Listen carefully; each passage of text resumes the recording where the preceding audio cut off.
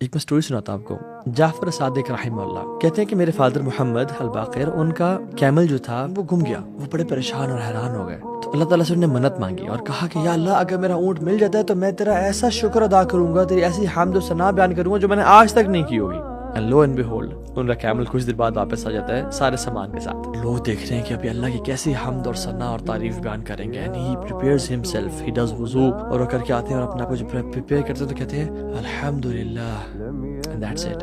लोग कहते हैं कि बस आपने तो कहा था कि आप बेहतरीन और कमाल की पता नहीं कैसे अल्फाज बोलेंगे, आपने बस ये कह दिया। कहते हैं मैंने कुछ मिस किया क्या, मैंने कोई चीज छोड़ी है क्या इसको कहते हुए?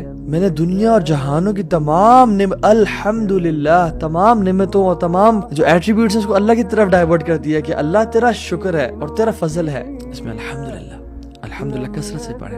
अल्हम्दुलिल्लाह तमलउल मीज़ान, हदीस में आता है अल्हम्दुलिल्लाह कहना मीज़ान को भर देता है।